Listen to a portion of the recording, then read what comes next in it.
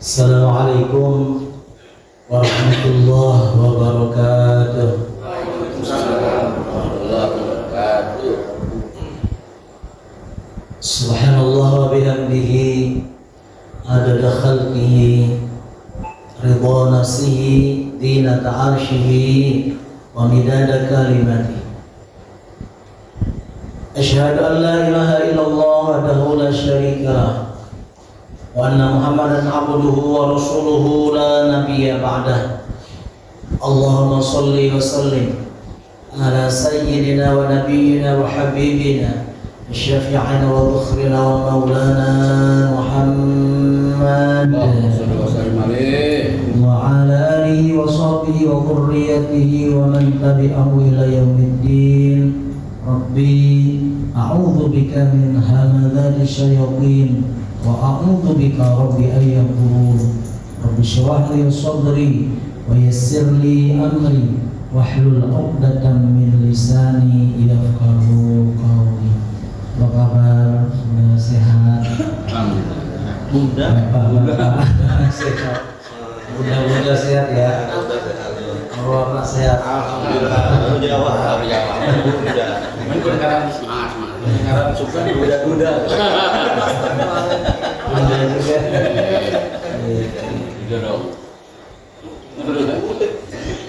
Itu pakai masker, kenapa kalah sehat? Hati-hati. Hati-hati sama masker. Agak Dibatuk. itu Pak.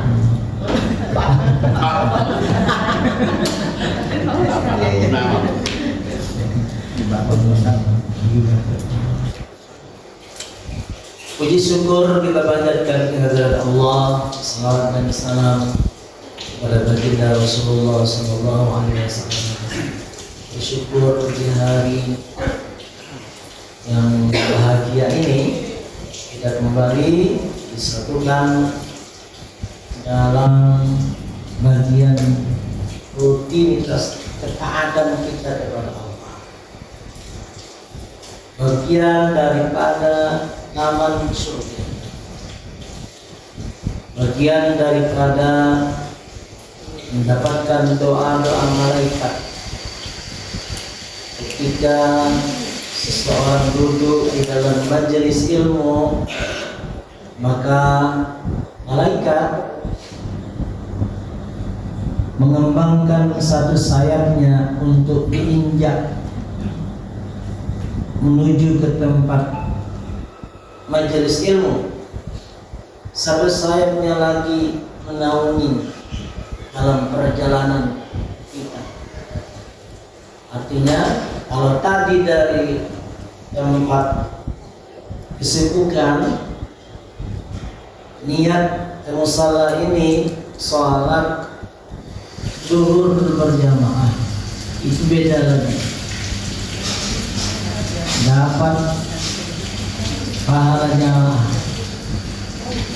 satu langkah rahmat Allah, satu langkah ampunan Allah. Ditambah dengan karena berbarengan dengan menuntut ilmu, maka perjalanan kita itu ditambah lagi oleh naungan malaikat yang mengembangkan sayapnya. Satu sayapnya menaungi tubuh kita biar terhindar dari segala macam mara bahaya. Satu sayap lagi kita injak sayapnya biar tidak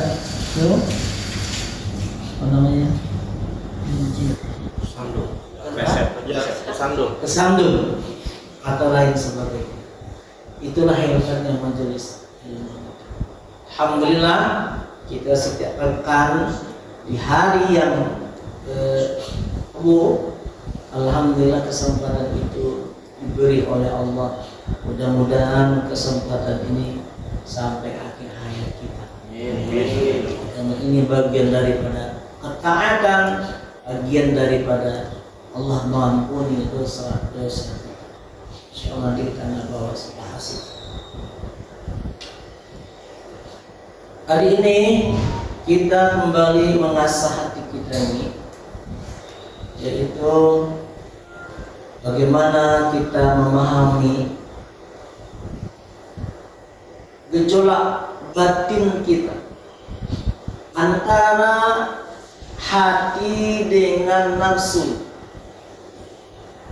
Di dalam tubuh kita ini sedang terjadi perperangan setiap detik. Komandannya hati, yang satu lagi komandannya nafsu. An-nuru jundul qalbi. Nur itu, cahaya itu, kemudahan berbuat baik, berbuat kebaikan, itu adalah jundul qalbi, tentara hati. Jadi hati itu punya pasukan, namanya taat, namanya sedekah, namanya senyum, namanya berbuat baik, namanya sholat berjamaah, namanya silaturahim, namanya kebaikan dan kebaikan. Nah, itu cahaya kebaikan. Pasukan komandannya adalah hati, dan itu ada pada hati kita. Karena anan dzulmata jundun nafsi, sebagaimana kegelapan itu jundun nafsi. Apa kegelapan itu? Malas, loyo, lesu, lemah, mulai ngantuk, mancing lama-lama, enggak salat berjamaah, enggak mau baca Quran, sulit masjid, keburukan maksiat, lama-lama nonton HP yang tak benar, mojok, dikira rajin banget baca Quran. Lagi ngapain lagi baca Quran, Ustaz? Iya, Insyaallah. Itu zulmah. Itu namanya kegelapan. Pasuk tentaranya, komandannya siapa? Nafsu. Ya.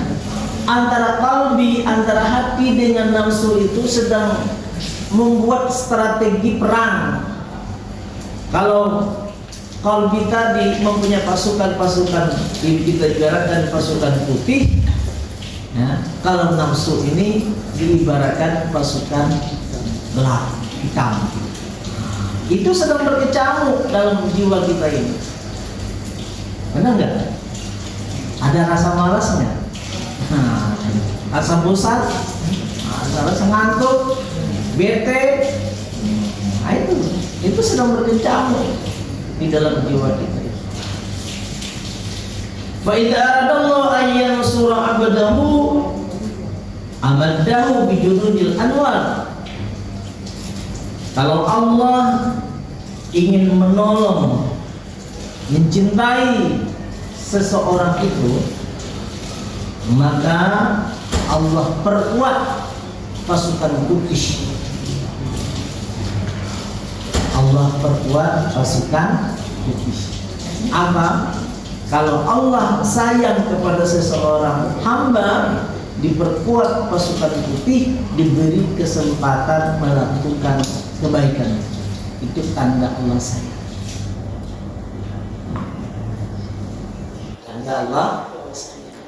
Diberi kesempatan salat berjamaah, diberi ngaji, diberi berbuat baik, kesempatan berbuat baik, diberi kesempatan baca Quran, salat duha, salat tahajud, kebaikan-kebaikan terus.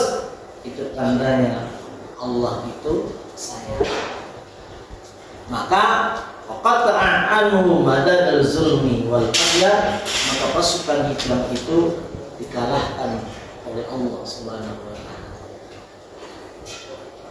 Sebagaimana kata Allah, asy-syaitanu ya'idukumul faqra wa ya'murukum bil fahsya. Syaitan itu mengajak kepada ketakwaan, memerintahkan kepada keburukan. Wallahu ya'idukum maghfiratan minhu wa fadlan. Sedangkan Allah mengajak, menjanjikan ampunannya dan karunia-Nya. Ini sedang berperang di dalam tubuh kita ini. Kapan perangnya? Setiap detik, bukan setiap menit, setiap detik, bukan lagi setiap detik, setiap helaan nafas kita sedang berkecamuk keburukan, ingin berbuat baik dengan berbuat buruk itu. Tapi ingat, sekecil apapun keburukan yang kita lakukan, sekecil apapun kebaikan yang kita lakukan, itu dicatat oleh Allah Subhanahu. Di sini tadi itu disebut dengan komandan hitam itu adalah nafsu. Kemarin kita sudah tahu nafsu itu ada berapa?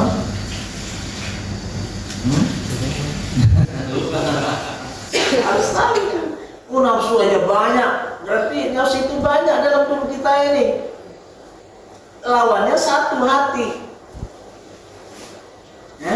Lawannya satu, hati. Di dalam tubuh kita itu ada nafsu, disebut nafsu amarah. Innan nafsa la'ammaratu bisu'i illa ma rahima rabbi. Nafsu selalu mendorong kepada kejahatan kecuali nafsu yang dirahmati oleh Allah Subhanahu wa ta'ala. Nafsu amarah itu kemarin contohnya apa? Mudah marah, ya mudah marah. Mudah marah nggak?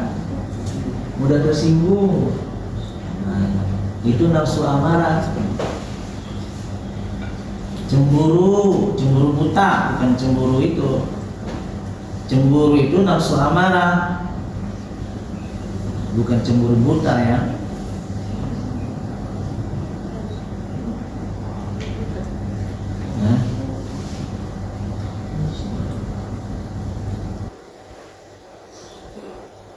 Itu nafsu amarah. Inna nafsa la ammaratu bis. Yang kedua, nafsu tadi itu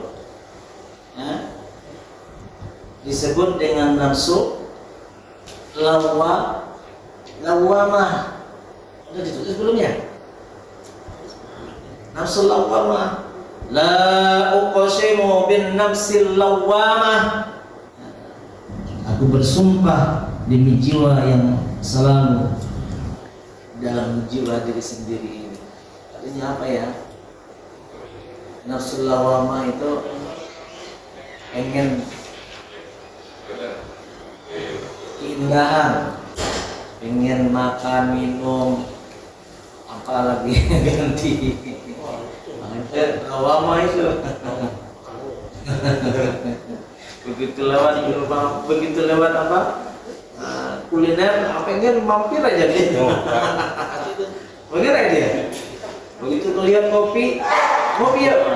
Itu lama itu. Menjadi itu diskonan.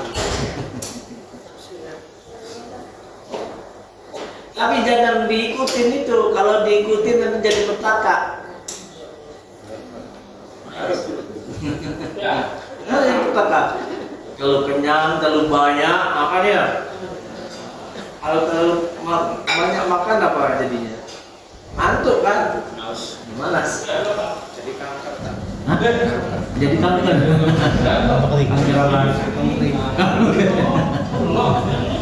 Iya ya. Bahaya nggak itu? Bahaya. Bikin bisa marah juga. Bahaya. Bang kering bisa marah juga. Minggu kan ya. Bang minggu. Pasarnya pasar malam. Itu subuh atau malam? Subuh pasar malam 35.000 kan? Kalau dibawa ke mall nah, itu nafsu lawamah. Yang ketiga nafsu mutmainnah. Ya ayyatuhan nafsul mutmainnah irji'i ila rabbiki radiyatan mardiyah. mardiyah wadkhuli fi ibadi wadkhuli jannah. Mana contoh nafsul mutmainnah itu? Ini. Ternyata nafsu itu juga bagus, berbuat baik, pengen berbuat baik, pengen duduk dalam majelis ilmu. Ini disebut dengan nafsu mutmainnah. Pengen baca Quran, pengen sholat berjamaah, pengen berbuat baik adalah nafsu apa namanya? Nafsu mutmainnah. Nah, ini komandannya, pasukan gelapnya itu salah satunya siapa? Setan. Setan itu beda dengan nafsu. Setan beda dengan nafsu. Apa bedanya setan dengan nafsu? Itu memang ada pada diri kita, ada di dalam tubuh kita, di dalam jiwa kita. Sementara setan itu makhluk yang berbeda alam, yang membisikkan ke kuping kita. Ini indah, ini bagus, ini baik, ini buruk. Itu pasukan setan. Ada yang nampak, tapi juga ada setan yang kelihatan. Mana setan kelihatan? Boleh jadi anak, boleh jadi istri. Kok nggak kelihatan pengajian Ustaz ini sibuk ngantar anak sekolah? Kok nggak kelihatan sholat berjamaah, sibuk ngurus usaha? Kok nggak kelihatan pengajian antar istri Pak Ustaz? Itu. Jadi itu jadi setan.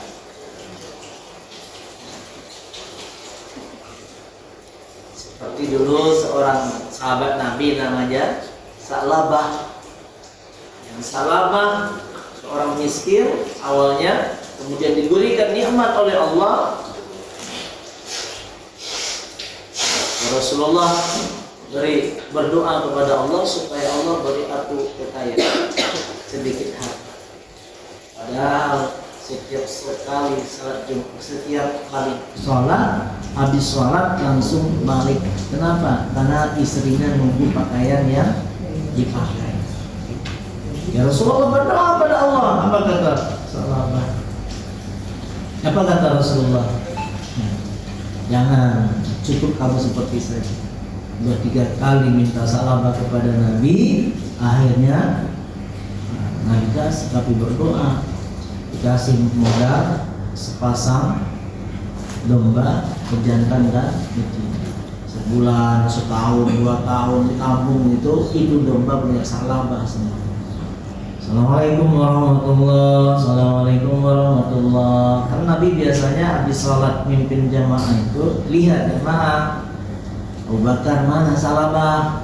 Lagi sibuk ya Rasulullah. Sibuk apa? Kambing. Kambing.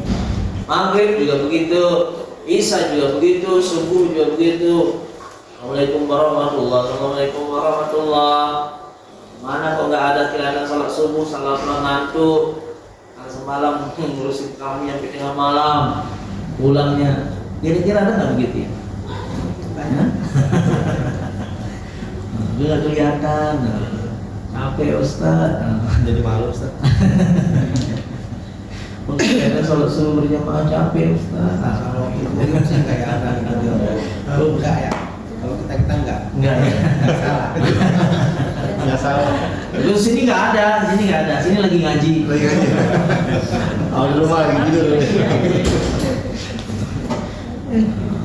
Kecuali kalau memang kewajiban banget, diusahakan.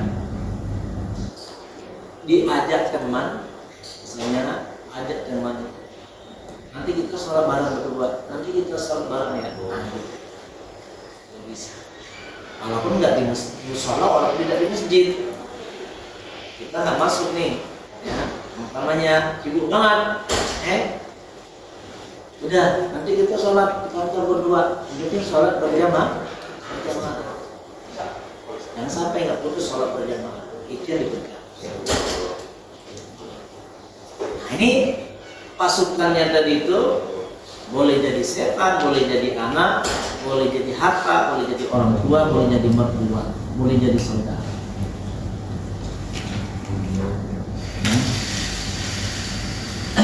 Kemudian kan tadi ada pasukan putih yang dipimpin oleh siapa tadi?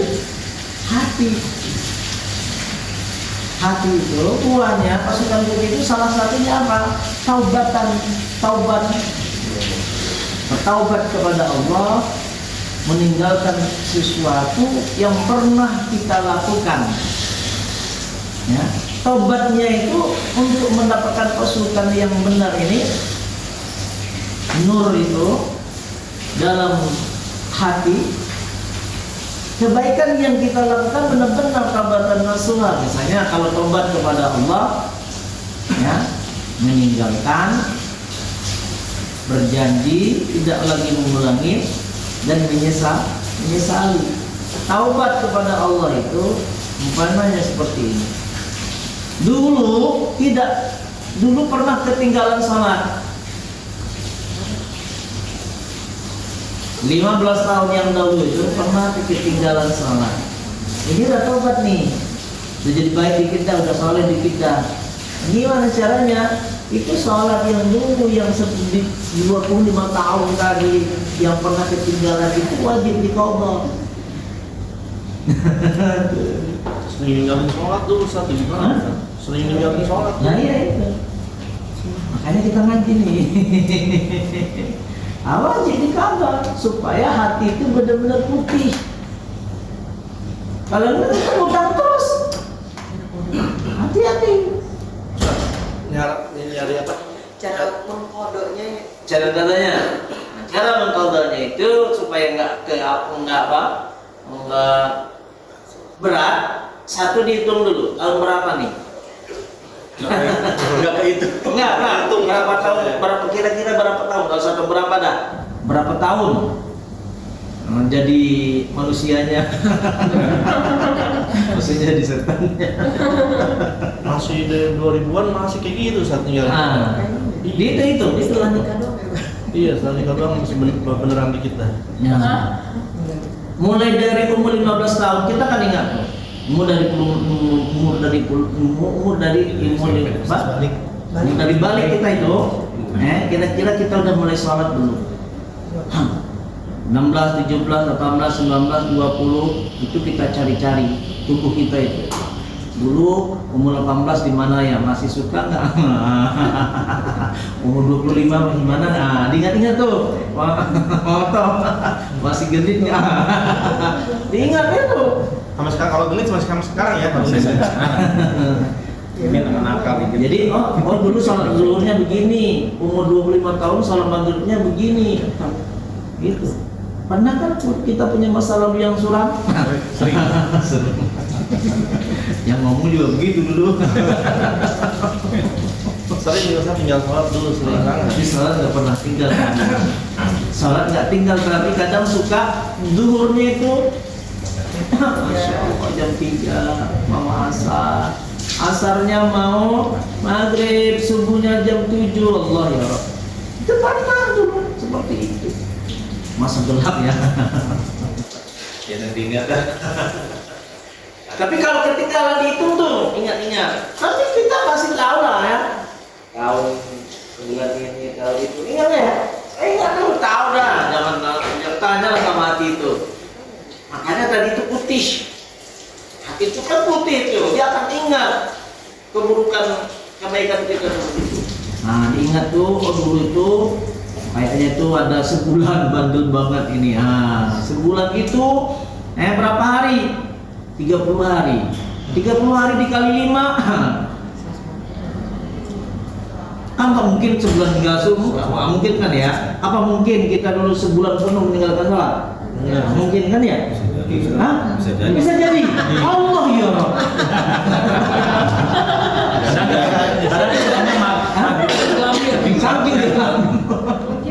Kadang ketemunya maghrib doang, ada. Itu harus dikau. Kalau kita pengen benar-benar dapat. Dulu tinggalnya masih di terminal, Ustaz. Dulunya di terminal. Nyalo.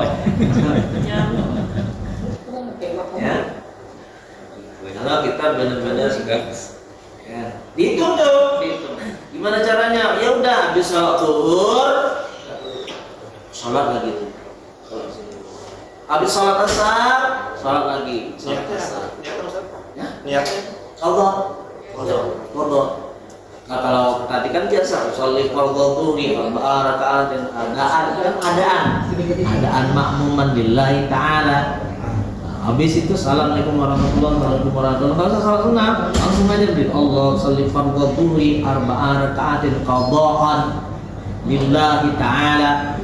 Nah, ini qadha yang mana diambil buku tulis dah ini tinggal yang tahun 2000 gelap bulan ini. Itu kalau habis asar kan nggak sholat yang lain lagi, satu nggak apa? Nggak apa-apa. Habis subuh nggak apa-apa. Dan habis subuh nggak boleh sholat, boleh. Kalau itu sholat qadha, kalau itu sholat mempunyai sebab, apa mempunyai sebab? Tiba-tiba ada jenazah atau sholat gerhana, boleh nggak habis subuh? Boleh. Qadha boleh. Itu wajib kita tahu. Itulah anunya. Makanya kalau orang bilang, Ustaz, saya pernah ini gelap, tapi saya mau tobat, nggak apa-apa, udah bisa. Mas, bukan yang susahnya itu. Kalau kita bilang berbuat salahnya susah, lebih susah lagi tobatnya. Tobatnya harus benar-benar. Itu tadi, kalau hubungan kita sama Allah ya tentang sholat ya harus diqadha. Puasa harus diqadha. Zakat ketinggalan, kalau bayar zakat, diqadha. Makanya kan ada orang mati dibayarkan fidyah, dibayarkan sholatnya kan, supaya nggak nanti ada ajab di dalam kuburnya.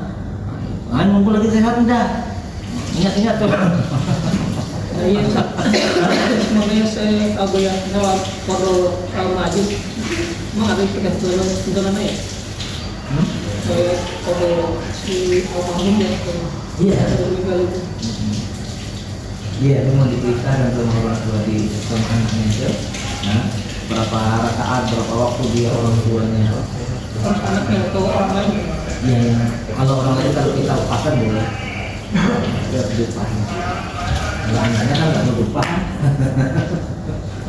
Pak Ustaz, saya punya orang tua ketinggalan sholat 50 waktu. Saya minta sama Ustaz ini upahnya Ustaz.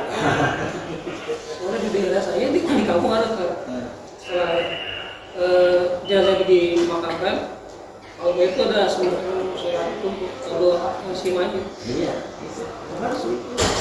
Aduh itu. Harus itu.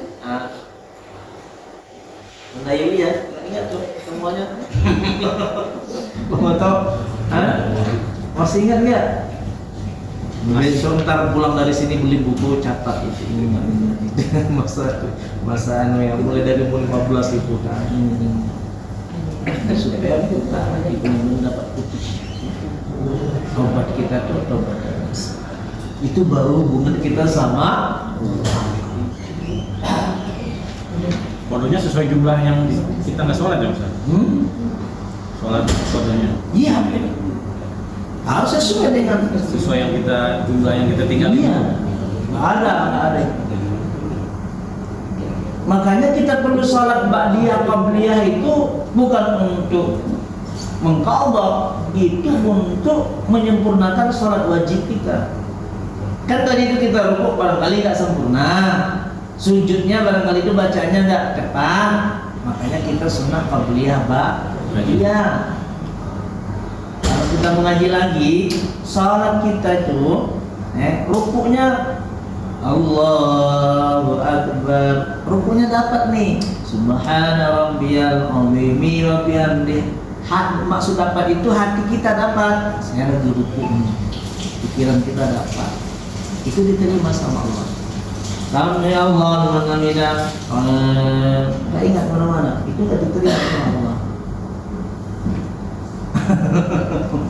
Itu diterima. Banyak ada salat itu kayak baju compang-camping gitu. Ada salat itu kayak baju compang-camping. Nafas kemudian Serem ya. Tapi dia makanya tapi nanti ada selisih. Yang kedua itu hubungan kita sama kalau kita bertobat dengan hubungan dengan harta umpama buka usaha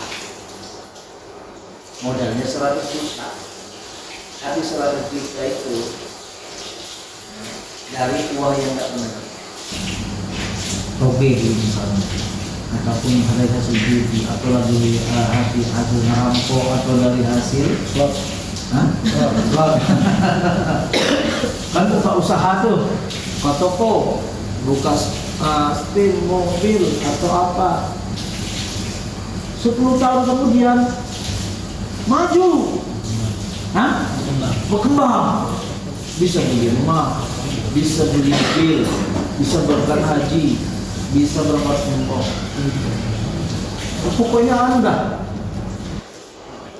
kalau kita mau benar-benar bersih kita harus keluar dari harta itu. Berani nggak? Kita harus keluar dari rumah itu. Kita harus tinggalkan usaha itu. Karena di hadapan Allah sudah ada catatannya. punya rumah dari harta ini, punya usaha dari harta ini, punya itu, keluar telanjang. Maksudnya itu keluar cuma pakai baju doang. Itu udah dah. Kalau mau kita selamat. Sebab nanti kalau enggak itu nanti mau mati juga dihabisin oleh Allah nanti. Dihabisin oleh Allah. Sakit atau apa, musibah, bencana atau mati duluan, harta itu masih ada. Boleh jadi nanti itu rumah yang jadi terbengkalai, boleh jadi nanti antara anak kita 3 orang berantem, boleh jadi bermusuhan, boleh jadi itu kan Ya, kita harus keluar dari harta itu. Kalau sering sedekah gitu, bangun masjid apa aja? Kalau walaupun Misalnya sering sedekah, dia udah rajin udah kaya Berkahin.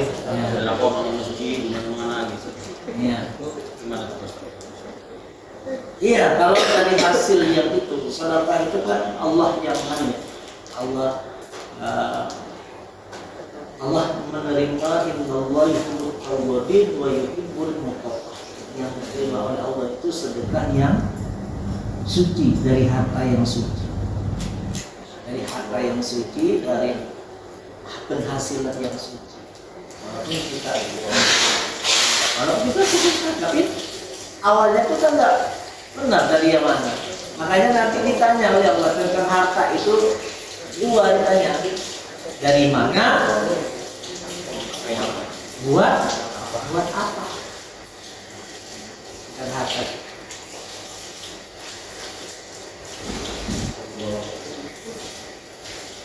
Ya. Kenapa mau beli? Seru ya. Lanjutkan. Lanjut terus. Kopinya belum habis. Seru ya. Iya ya. Kalau mau kan kalau kita mau bersih di hadapan Allah itu gitu. Allah itu ganti kan sekarang. Rasanya ada botol ganti kan. diganti pembahasannya.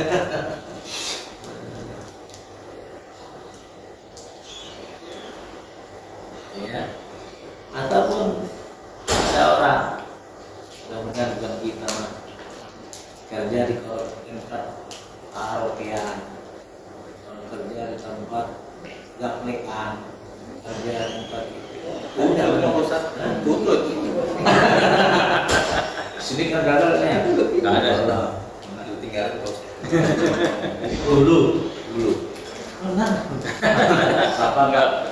Makanya itu. Kalau dulu ada, nggak apa-apa. Yang kita itu sekarang, karena kita sekarang diraih oleh Allah.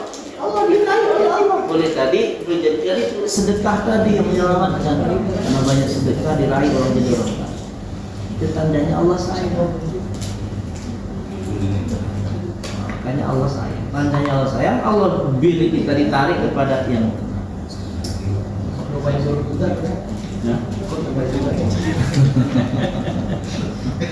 Walladzina ja'alu fina lanahdiyannahum subulana. Gimana caranya? Apa namanya itu? Kalau tadi ada harta seperti itu, ada apa sholat yang seperti itu, modalnya kita harus sungguh-sungguh aku kembali ke jalan Allah, yaitu dengan menanamkan sifat care. Kalau saya memang benar-benar ingin dekat kepada Allah, pasti selama saya hidup Allah pasti kasih rezeki. Jangan ragu. Ya. Artinya apa? Orang maksiat aja dikasih rezeki, apalagi orang taat, orang baik pasti lagi dikasih rezeki sama Allah. Orang maksiat dikasih rezeki senang dunia, tapi di akhirat langsat. Tapi orang baik, orang saleh dikasih rezeki dunia akhirat, dunia selamat, akhirat dia selamat. Kan kita duduk seperti itu kan dia selamat di akhirat. Kalau kita sekarang kan nggak tahu kan ya, nggak tahu. Apalagi apa kita tahu? 50 tahun lagi kita berada di sini. Nah yakin. Ada nggak yakin? 50 tahun lagi kita masih ada di sini. Ada. Nah jangan kali 50 tahun lagi, 10 tahun, belum tentu kan ya. Atau nanti bahasanya sudah berbeda. Ustaz, kalau sekarang nanya anak berapa Ustaz? Alhamdulillah 2. Nanti 10 tahun lagi udah beda nanyanya. Ustaz, cucu udah berapa? 10. 15 tahun lagi, lain lagi pertanyaan. Ustaz, masih hidup. Kalau Papa Uta mau gitu, cicip, istri udah berapa? Tapi dua keladi itu. Yang penting kan adil. Oke, adil. Berani. Jadi gimana caranya kita melepaskan kalau memang ada yang tadi itu? Yakin. Satu, yakin saya bisa menyelesaikan muntadha sholat. Yang kedua, saya bisa yakin kalau saya tinggalkan harta yang ini, yang rumah yang nggak benar ini, mungkin tuh sayang banget Ustaz, 3 lantai Ustaz. Begitu. Dapurnya juga bagus. Rumah lama lagi. Marmer lagi. Kamarnya 7. Ada kolam renangnya tuh. Gimana ini? Kan begitu kan mikirnya begitu kan ya? Ragu-ragu. Tapi jarang yang mau ninggalin kayak Jarang kan ya? Tapi kalau jarang nggak apa, nanti sama Allah nanti ada di dunia akhirat nanti akan tersiksa, akan tersiksa dengan gara-gara rumah yang nggak benar tadi tuh, dari hasil nggak benar, tersiksa dunia akhirat. Rumahnya nggak kejual, dia udah mati. Satu, boleh jadi rumah itu nggak ditempatin anak dan istri, pembantunya, cucunya, ditinggal rumah itu sama pembantu doang. Lama-lama propos. Kan ada kan rumah besar. Bukan anaknya yang nempatin, bukan cucu yang nempatin, pembantu. Ada kan? Ada pernah lihat kan ya? Gak berkah buat yang itu baru kelihatan di dunia. Belum nanti di akhirat dalam kubur itu akan menjadi sebuah penyiksaan. Kalau kita pengen selamat, keluar dari situ. Jangankan yang kecil, jangankan yang besar seperti itu. Tanya sama istri nih, Neng, sayang, ini garpu ini dari mana dapatnya? Hasil duitnya Allah enggak nih? Periuk, panci ini belinya dari mana? Tanyakan, rak kopi ini dari mana? Buku di rumahnya itu belinya dari mana? Ini dari mana? Tanya. Sampai hal kayak gitu kita harus tanya. Kira-kira berani nggak? Insya Allah. May yattaqillah yaj'al min amri yusra. Siapa yang bertakwa kepada Allah, Allah berikan kemudahan urusannya. Kalau kita bertakwa sungguh-sungguh itu, nanti Allah mudah jalankan yang lain. Nah, kalau udah tinggalkan semuanya, sudah tobat semua. Ya, nanti diberi oleh Allah jalan yang lain, pasti dirangkul oleh Allah. Selamat kita. Ya, tanamkan keyakinan. Gimana untuk mendapatkan keyakinan itu? Satu, berduduklah dengan sahabat yang sukses dengan keyakinan. Tanya sama dia, bro, lo udah berhasil, apa modalnya? Pasti keyakinannya, lo yakin ya? Oh ya, yang mau usaha dulu ini. Itu modalnya yakin. Tanya sama dia, belajar kita dengan keyakinan. Lo bisa sukses, lo bisa begini. Nah, ya, ini untuk menyelamatkan kita. Itu perperangan antara pasukan putih dengan pasukan gelap tadi itu setiap detik, setiap menit, setiap detiknya, setiap helaan napas itu terjadi di dalam tubuh kita. Jangankan kita belum mulai, sudah mulai pun pasukan putih ini, maka pasukan hitam juga akan terus menggerogoti. Ya, itu kira-kira begitu ada pertanyaan. Tadi kan posisi bodoh ya. Bagaimana kalau dengan PBJ yang sudah sembuh? Sudah sembuh, jangan yang lagi sholat. Orang gila itu tidak ketika lagi gilanya itu dia tidak disebut terangkat kalam, terangkat hukum begitu. Orang gila tidak. Ya. Jadi kalau orang gila itu kalau mau nggak boleh sholat, ya itu jadi gila. Jadi orang gila itu nggak wajib sholat. Jadi kalau nggak wajib sholat berarti gila. Ayam. Gila dong, itu gila. Bukannya dia nggak sholat juga, dia nggak sholat aja juga. Iya, gitu kan? Jangan. Kan sebenarnya sholat itu kan ringan banget sebenarnya. Ingat cuma 10 menit dah uduk sholatnya. Tapi kalau ditunggu-tunggu jadi banyak. Ya. Ada lagi? Ya. Ada lagi? Pak. Dari lagi Pak Ustaz. Ya. Ini bisa sholat juga sih. Pak agak melenceng aja.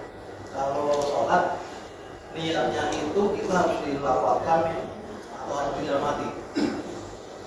Kan ada saya pernah dengar dakwah juga tuh kalau namanya niat itu harus dicermati ya. Jadi begitu takbir Allah itu di hati. Bukannya sebelum takbir kita udah niat gitu. Iya. Benar kan? Ya. An-niyat fi qalbi, niat itu ada kasdun bi qalbi ya. Niat itu ada di hati. Yang kita itu ada di hati. Kalau di mulut itu namanya lafaz niat. Lafaz niat. Sholli fardhu dhuhri al-ba'ar, itu lafaz niat. Itu sunnah. Boleh kita baca, boleh enggak juga. Yang wajib itu di dalam hati. Ya. Kapan? Muqtarinan bi fi'li, menyertai perbuatan Allah. Allah mulut kita Allah, hati kita itu berniat aku salat fardu zuhur 4 rakaat. Allah, begitupun asar. Maghrib juga Allah, aku niat fardu asar. Aku salat fardu asar 4 rakaat di dalam. Kalau nawai apa? Kalau bacaan sholli fardhu dhuhri, sholli fardhu asri, sholli fardhu maghribi, itu lafaz niat. Dibaca boleh, enggak juga. Tapi kalau bagi sebagian masyarakat kita biar lebih mantap niatnya, kadang dibaca, bukan hanya lafaz niat, kadang baca bismillahirrahmanirrahim, Alhamdulillah, nas, kita nas, mencari masuk. Ada gaya sampai kita sampingnya. Ya, berdiri dengan sampingnya. Bapak, tapi memang kata Imam Syafi'i, kata Imam Al-Ghazali, salah satu untuk mendatangkan khusyuk itu boleh dibaca itu. Allah berbicara Allah, baca Allah sebelum baca lafaznya biar dapat khusyuk nanti. Tapi kalau jangan keras-keras juga, mau juga ada Imam mau berabin nas berikan nas lainnya. Bacaannya sebenarnya bukan begitu. Bacaannya itu kata Imam Al-Ghazali itu, ketika kita membaca Qul huwallahu kurang berabin nas itu, mata kita sudah ke tempat sujud. Mata sudah tempat sujud, hati sudah sempurna di dada. Baca. Yang kedengar itu kita saja.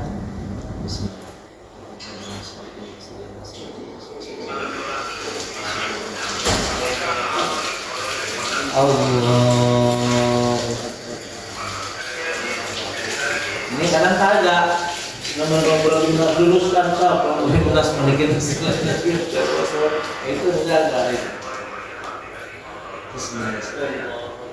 adab itu ya, aturan kata ulama. Kalau kita sudah minta sama Allah supaya khusyuk, nanti insya Allah akan khusyuk sendiri. Allah belum khusyuk, sholat gitu aja udah cukup sebenarnya. Nah, kalau hati kita udah nyambung sama Allah, nanti Allah sendiri yang kasih khusyuk. Allah pengen salat khusyuk.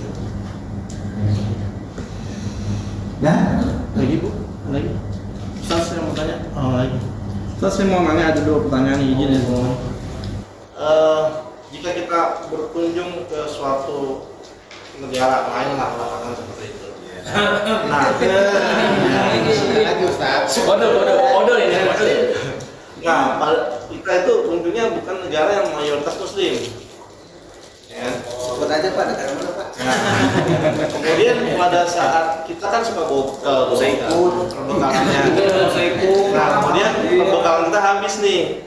Nah, di sana itu kan kalau kita di sini itu bisa milih-milih ya, mau yang mana segala macam. Dan kalau ikut rombongan itu kan kita nggak tahu. Nah, di sana itu dijual sih makanan halal ada, yang haram ada. Nah, itu apakah boleh Ustaz?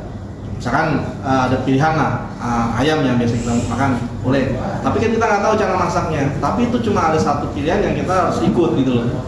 Itu bagaimana Ustaz? Itu yang pertama. Kemudian masalah ibadahnya Ustaz. Karena ada dalam satu perjalanan kita nggak tahu nih di sana itu ada musola atau apa segala macem.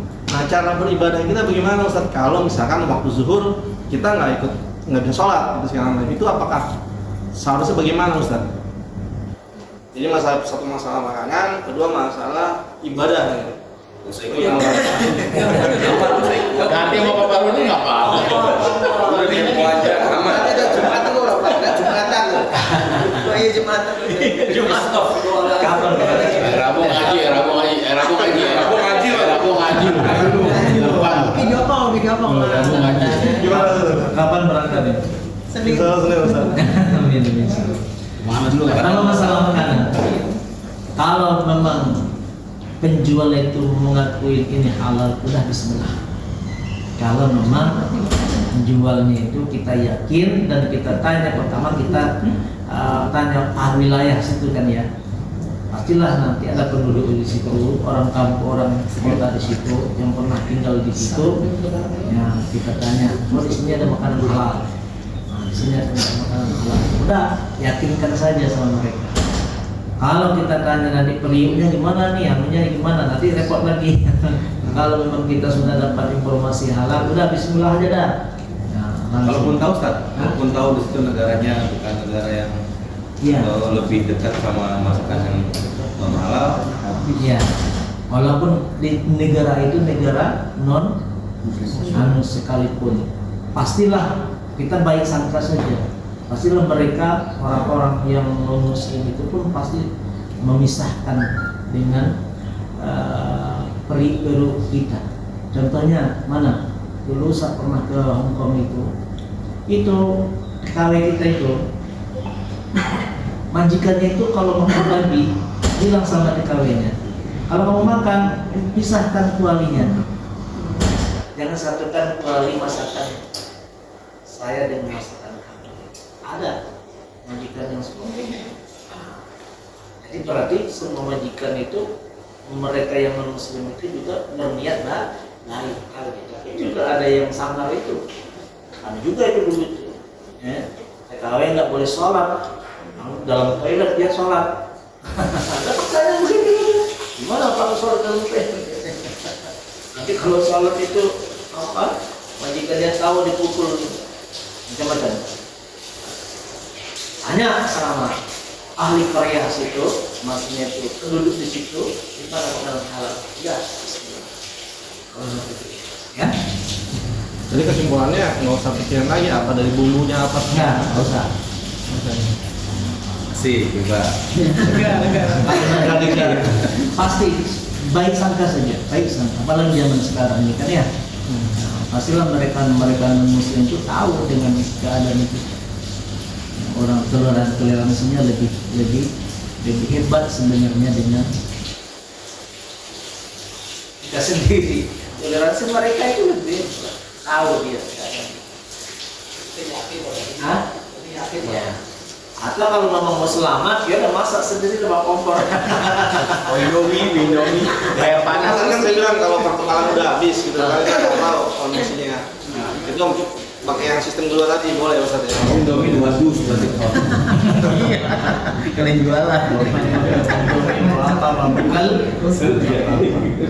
Terus yang kedua tadi masalah ibadahnya Ustaz. Ibadahnya? Nah, kan kalau misalkan pagi lah katakan berangkat ya nggak tahu nih kita ke tempat suatu tempat apa. Nah waktu zuhur mulai kan, tapi kita kalau mengikuti rombongan ya ternyata nih musola nggak ada, misalkan kayak gitu. Terus yang lainnya pun juga sama-sama karena mengikuti jadwal gitu, bagaimana Ustaz? Sholatnya kalau umpama salat subuh jam berapa masuk waktu? Kalau subuh kan kita masih bisa nih, misalkan antara zuhur, asar. Zuhur, asar. Begitu masuk waktu kita umpama nih kalau kita di Indonesia ya jam 12 misalnya berapa jam zuhurnya jam berapa? Berarti sudah masuk waktu. Udah sholat aja, bawa sajadah. Mau nanti salat di ruangan apa? Yang penting menghadap kemana timur, kemana timurnya, mana baratnya. Tanya kemana timur? Mana? Barat? Mana? Udah bismillah dah. Jadi tidak ada diskon. Diskonnya cuma kalau perjalanannya 3 hari itu masih ada diskon, boleh qadha dan qasar. Tapi kalau perjalanan udah 1 minggu nggak boleh. Tetap wajib sholatnya itu sempurna 4 rakaat. 10 hari kan? 7 hari. Nah, berarti udah mustaqim, udah tetap di sana itu. Berarti niat 3 hari, niat 7 hari itu begitu sampai ke sana, begitu masuk zuhur tetap 4 rakaat, kecuali masih di pesawat. Oleh jamak, asar dan qasar. Zuhur boleh 2 rakaat, asar boleh 2 rakaat. Kecuali kalau kesananya itu 1 hari, sampai di sana boleh zuhurnya digabung dengan asar 2 rakaat. Ulang lagi. Jadi kalau dalam perjalanan itu saya masuk zuhur bisa langsung gabung ke asar aja ya Ustaz? Iya. Dalam perjalanan kan ya. Tapi kalau di sana 7 hari, udah persiapan 1 makanan dari itu, yang kedua sajadah. Sajadah jangan lupa itu. Kalau matang Sajadah harus dibawa biar ingat. Ditanya, dikit aja, pastilah. Gimana lah Yusron? Coba lihat para pemain bola itu. Oh FC ya? Para pemain bola kan ada muslim kan ya. Ketika yang muslim kan dikasih kesempatan berdoa, benar nggak? Yang pemainnya main bola aja dikasih kesempatan. Apalagi kayak di Munchen sudah ada, di Jerman sudah ada masjid, di Inggris sudah ada masjid. Jadi komunis nih, Cina. Jadi komunis di Cina. Cina ada masjid di sana. Ada satu kampung yang sudah masjid. Ada kampung muslim. Tujuannya kalau tidur dia. Ada itu.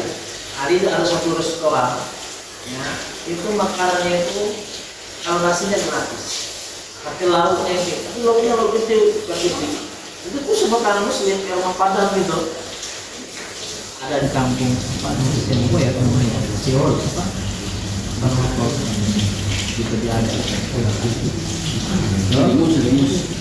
Cilimus. Anu, Cikampek. Rumah sakit Marangi kan. Jadi bawa sejadah ya bawa lokal.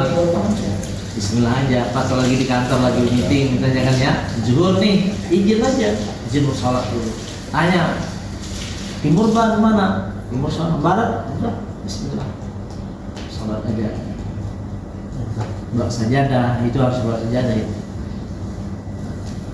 kopernya kan nggak penuh bawa sajadahnya Oleh Pak. Bahasanya nggak tahu mau apa. Tiba-tiba nggak.